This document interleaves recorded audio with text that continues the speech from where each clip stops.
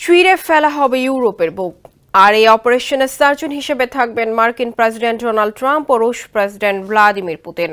কিন্তু যার অপারেশন তাকেই রাখা হচ্ছে অপারেশন থিয়েটারের বাইরে।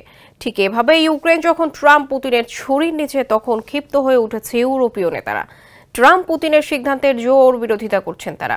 আর নিজের দেশকে বাঁচাতে ইউক্রেনের প্রেসিডেন্ট ভলোদিমির জেলেনস্কিও চষে বেড়াচ্ছেন ইউরোপ। ধর্ণা দিচ্ছেন আমেরিকার ঘনিষ্ঠ মিত্রদের দুয়ারে। শেষ পর্যন্ত ইউক্রেনের ভাগ্যে কি ঘটবে তা জানার অপেক্ষায় বিশ্ব। এ নিয়ে আরো যাচ্ছেন আহমদুল্লাহ শিকদার। সীমান্তের ওপারে আমেরিকার উপস্থিতি দেখতে চায় না রাশিয়া। কয়েক বছর আগে ইউক্রেনকে সে কথাই সাফ জানিয়ে দিয়েছিলেন Putin. Jamuna smart refrigerator, smart লাইফে স্মার্ট রেফ্রিজারেটর। কিন্তু ইউক্রেনের উচ্চাভিলাষ দেশটিকে এখন ঠেলে দিয়েছে অনন্তকালের এক যুদ্ধের দিকে।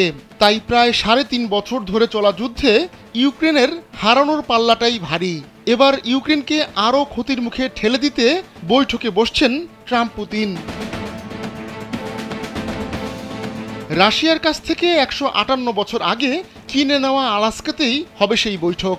বলা হচ্ছে এই বৈঠকেই ইউক্রেনের ভূমি হস্তগত হবে পুতিনের। সেই শঙ্কা ইউক্রেনের প্রেসিডেন্টকে এতটাই ঘিরে ধরেছে যে তিনি এখন ঘুরছেন ইউরোপীয় নেতাদের দ্বারে দ্বারে। জার্মানি থেকে ইউরোপীয় ইউনিয়ন বাদ যাচ্ছে না কোনো দেশ বা জোট।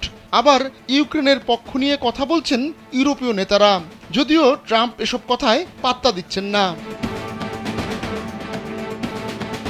এরই মধ্যে ফরাসি প্রেসিডেন্ট ইমানুয়েল মাখো হুঁশিয়ারি উচ্চারণ করেছেন। বলেছেন ইউক্রেন ছাড়া সীমান্ত বিষয়ক কোনো আলোচনা হতে পারে না এবং বর্তমানে টেবিলে কোনো ধরনের গুরুত্বপূর্ণ ভূমি বিনিময়ের প্রস্তাবও নেই। ইউক্রেন ও যুক্তরাষ্ট্রের প্রেসিডেন্ট সহ ইউরোপীয় নেতাদের সঙ্গে ভার্চুয়াল বৈঠকের পর একথা জানান তিনি।